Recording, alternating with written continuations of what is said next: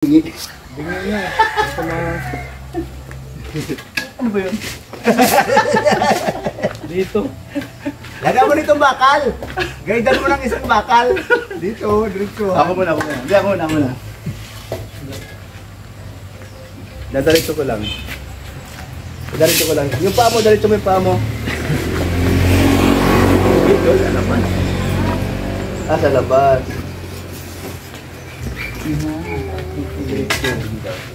Yan. Ayun na yun? Wala may guide.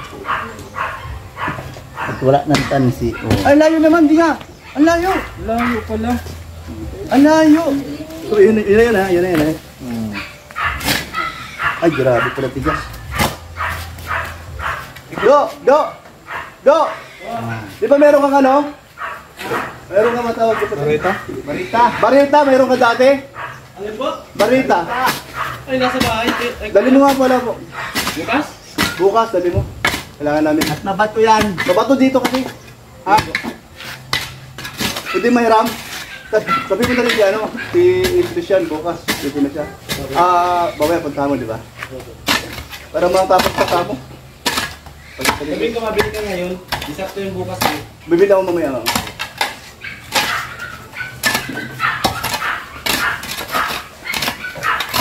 Isang yung cute kong pala na Kaya lang nakita mo. kasing liit lang yung paa.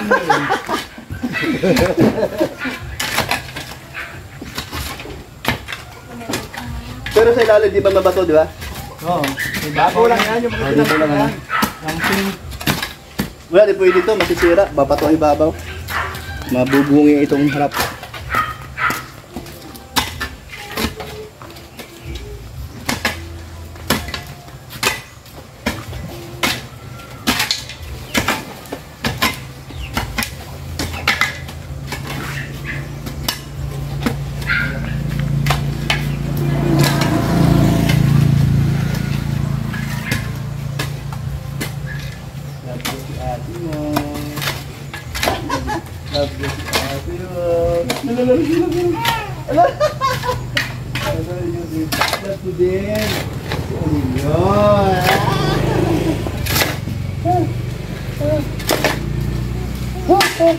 Sininong oh, sipag. Pwede may kwento ako sa'yo. Itong bata ito, sabi ni Lina, meron daw third eye. Kanina kasi, tumakbo sa kanya dito. Dahil takot. Tapos hindi na nag-alala. Kasi inakot siya. Hindi ba Lina ayaw. Tapos nakatingin siya doon. May kusina. May nakita. May nakita siya. Alam mo yung yung si Michael na pinabahayan namin. Kumamatay lang doon, ano. Noong gabi doon, pumunta kami doon. Tapos, parang mayroong kaming sinasabi ba, pero naka-vlog. Ito, may tinuturo siya. So, kung saan nakaupo lagi si Michael, doon sa lugar niya. Hindi kaya nakita niya nakaupo. Kung tinuturo niya, May third eye ka pala. ikaw. Pero ito kaya, takot siya. Ika yung si tatay, yung tatanim dito. Yung dumadaan dito, nakita lang ngayon yan eh. Yung sa kusina rin. Mabait ba yun? Patay na ba kayo? Oo, nakatay dito tatay. Yung naman sa buwan na rin. Sinasara ba kaya sa bata, yung third eye, yung pamangkin ko? Ay maganda yung sumara. Kasi, yung pamangkin ko kung ano yung tinuturo. Papa, ayun na naman sila oh. Nag-uusap kami ng kapatid ko. Mga bata. Ayun na naman sila oh, nasa ibabaw ng bubong. May marunong niya magsara. Mayroong marunong magbukas ng third eye. Paano yun? Sa mga ano yun? Sa mga pikin. Kasi kung ano sinasabi yan. Sa mga baby, ano? Pero paglaki wala na yan. Mahirap din kasi may... Dala nga yun? Ang Michael yun, mahirap Kasi din. natatakot Ang man sila. bata ay matatakotin. Oo. May third eye.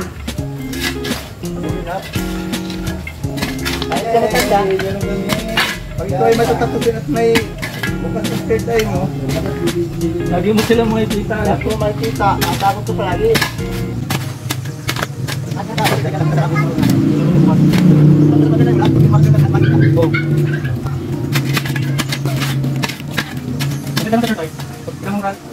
Kurbada. Ako, May third eye, may kita. Ako wala akong sa loob, third ay, eye. pero may pakiramdam ako. Pag alam ko na, iba, pagpasok ko, yung aking balahibo, tumayo, meron dito. Meron yan. Oh.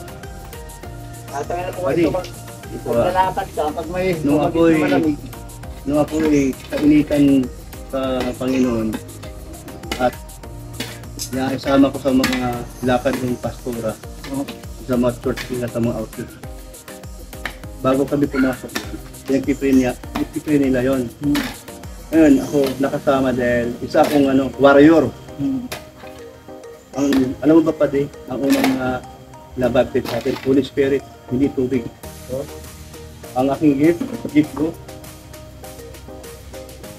Lord sa akin, makita ko yung mga demonyo. Nakita ko talaga. Oh? Vision yun, vision. Grabe ang ko sa overflow, yung Banal Espiritu. Alam mo yung mga sinig ang tongues? Grabe.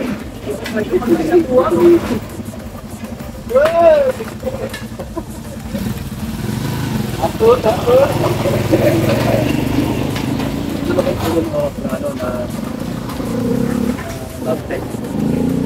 Eh, meron akong wala na ngayon dahil nakasarado na ako. Kaya ako daw natin yung pero bago yun. Nag-pray kami. Kahit ako nakadilat pa din, nakita ko yung mga demonyo. Kumuhan sila. Doon sa palabas, galing sa kwarto. Dahil ang kwarto yung church ng kwarto doon kami natutulog. Yung mga kampo ni Taning.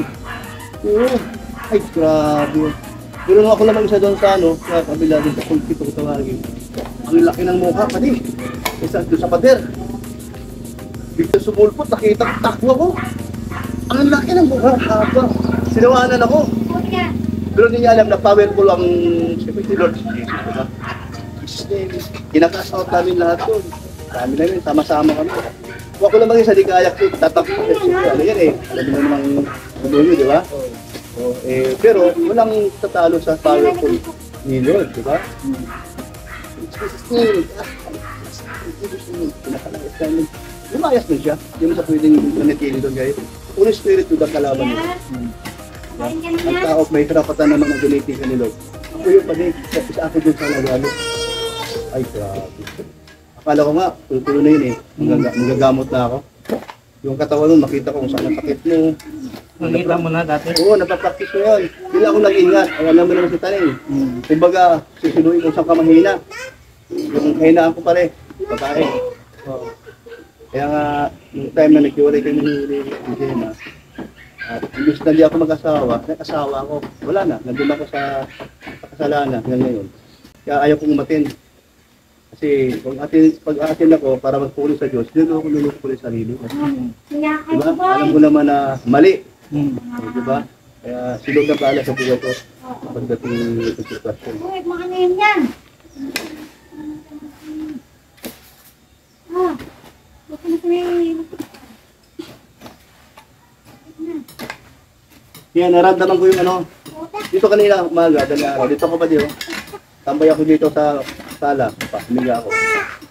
Pagpasok ko pa lang, wala. Tambay ako, wala akong naramdaman. Dito rin, wala. Sa sala, sa kabila, wala. Sa CR, wala. Wala lahat. So, ramdam ko na walang yes. Ito yun.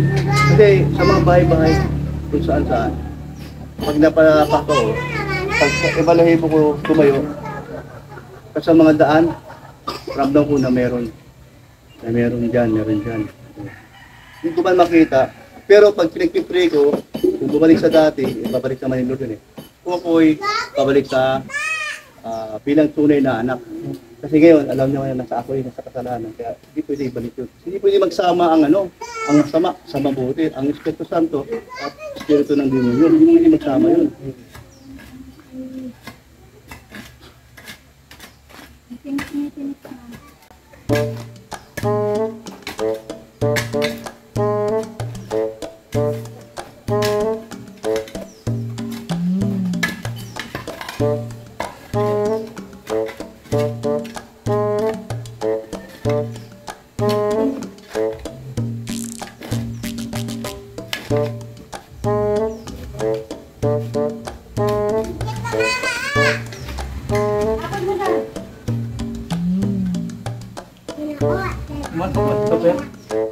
bigla eh. Hindi, dyan. Hindi naman po eh.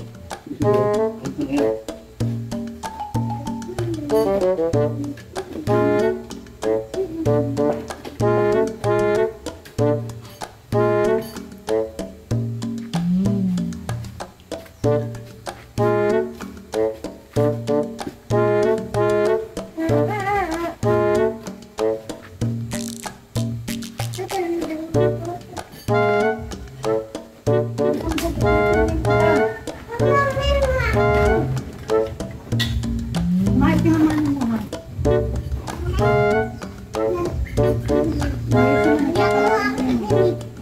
Tapos mo na lang dito.